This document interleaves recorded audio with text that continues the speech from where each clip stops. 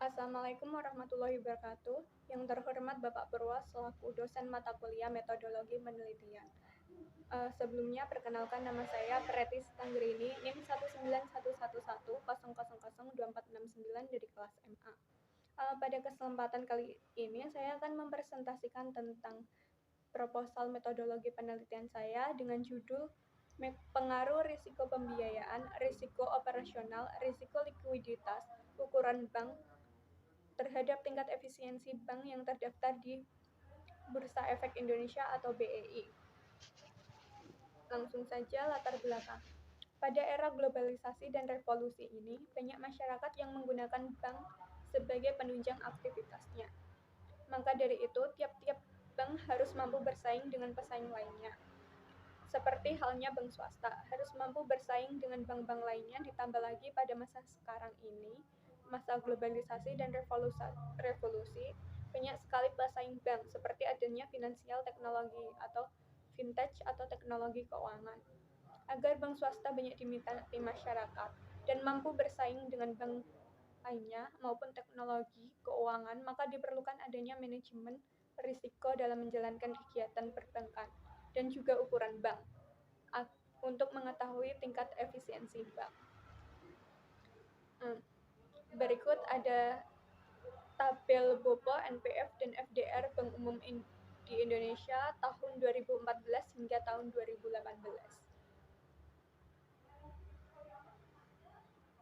Dan ini adalah perbandingan nilai efisiensi perbankan di Indonesia mencapai 0,6,5, Singapura 0,7, Malaysia sama seperti Indonesia yaitu 0,65, Thailand 0,75, Filipina 0,6. Selanjutnya, ruang lingkup penelitian. Penelitian ini bersifat deskriptif kuantitatif. Penelitian ini menggunakan 4 variabel dengan variabel independen yaitu risiko pembiayaan, risiko operasional, risiko likuiditas, dan ukuran bank, serta variabel dependennya adalah tingkat efisiensi. Penelitian ini berupa data sekunder, yaitu seluruh bank swasta yang terdaftar di BEI. Rumusan masalah, apakah risiko pembiayaan memiliki pengaruh terhadap tingkat efisiensi bank swasta yang terdaftar di Bursa Efek Indonesia? Yang kedua, apakah risiko operasional memiliki pengaruh terhadap tingkat efisiensi bank swasta yang terdaftar di BEI? Yang ketiga, apakah risiko likuiditas memiliki pengaruh terhadap tingkat efisiensi bank swasta yang terdaftar di Bursa Efek Indonesia? Yang keempat, apakah ukuran bank memiliki pengaruh terhadap tingkat efisiensi bank swasta yang terdaftar di BEI? Tujuan penelitian untuk mengetahui pengaruh risiko pembiayaan terhadap tingkat efisiensi bank swasta yang terdaftar di Bursa Efek Indonesia. Yang kedua, untuk mengetahui pengaruh risiko operasional terhadap tingkat efisiensi bank swasta yang terdaftar di BEI. Yang ketiga, untuk mengetahui pengaruh risiko likuiditas terhadap tingkat efisiensi bank swasta yang terdaftar di BEI. Yang keempat, untuk mengetahui pengaruh ukuran bank terhadap tingkat efisiensi bank swasta yang terdaftar di BEI. Manfaat penelitian bagi bank. Penelitian ini diharapkan dapat bermanfaat bagi bank, yaitu sebagai masukan untuk manajer perbankan swasta agar dapat mengelola risiko untuk meningkatkan kinerja perbankan swasta yang telah terdaftar di BEI. Bagi masyarakat, penelitian ini diharapkan dapat memberi banyak informasi yang nantinya dapat digunakan oleh masyarakat dalam pengambilan keputusan-keputusan tentang perbankan swasta yang sesuai untuk dipilih. Yang ketiga, bagi akademisi, penelitian ini diharapkan bisa sebagai peneliti yang lain yang akan melaksanakan penelitian di bidang yang sama atau serupa, yang mana hasil dari penelitian ini bisa dijadikan sebagai referensi dan juga bisa memberikan landasan bagi penelitian berikutnya. Bagi peneliti, hasil dari penelitian ini diharapkan mampu menjadi acuan untuk peneliti selanjutnya. Landasan teori. Pengertian efisiensi adalah ukuran dalam membandingkan rencana penggunaan masukan dengan rencana penggunaan atau penggunaan yang sebenarnya. Tingkat efisiensi suatu perbankan dapat berubah-ubah dengan adanya faktor-faktor yang mempengaruhi. Tingkat efisiensi bisa memberikan gambaran tentang kinerja perbankan swasta. Semakin baik kinerja perbankan, maka semakin efisien bank, dan semakin buruk kinerja perbankan, maka semakin tidak efisien suatu bank. Manajemen risiko adalah implementasi berbagai langkah-langkah dan kebijaksanaan untuk mengoptimalkan keadaan yang menurunkan kualitas dan kapasitas kerja perusahaan. Risiko adalah konsekuensi, akibat, dan bahaya yang bisa saja terjadi akibat kejadian yang akan datang atau proses yang sedang berlangsung. Dalam setiap kegiatan apapun, pasti bergandengan dengan adanya risiko, karena di dalamnya terdapat ketidakpastian yang dapat terjadi akibat kurangnya sebuah informasi. Jenis-jenis risiko ada risiko pembiayaan, yaitu merupakan risiko kerugian yang disebabkan karena ketidakberhasilan memenuhi kewajibannya. Yang kedua, risiko operasional. Tidak fungsi atau tidak cukupnya tahapan internal karena ada ketidakfungsian prosedur kerja, kegagalan sistem, kesalahan manusia, juga kejadian eksternal yang dapat mempengaruhi. Risiko likuiditas merupakan tidak mempunyai suatu bank untuk melunasi hutang yang telah jatuh tempo. Landasan teori. Ukuran perusahaan adalah aset uang yang dimiliki perusahaan. Apabila suatu perusahaan memiliki total aset yang besar, berarti harus arus kas baik dan mampu menghasilkan profit. Penelitian terdahulu, yaitu ada dari Maharudin dan Aditya Warman. Site 2013, penelitian di dalam penelitian, temuan, risiko pembiayaan dan risiko operasional berpengaruh negatif signifikan terhadap efisiensi, sedangkan risiko likuiditas berpengaruh positif tidak signifikan terhadap efisiensi. Maharudin dan Aditya Warman, penelitian di dalam penelitian, Muhammad dan Wahab 2016, yaitu risiko pembiayaan berpengaruh negatif signifikan terhadap efisiensi, risiko operasional berpengaruh negatif tidak signifikan terhadap efisiensi, dan risiko likuiditas berpengaruh positif signifikan terhadap efisiensi. Yang kedua, Anggraini dan Saputri 2020, penelitian di dalam penelitian, Nurwulan 2012, Fatoni 2013, Ismail et al. 2013, dan Ersangga dan Apriyani 2009. Bank berukuran besar lebih efisien daripada bank berukuran menengah atau kecil. Anggraini dan Saputri 2020, penelitian di dalam penelitian, Arif dan Khan 2008, dan Delis et al. 2019.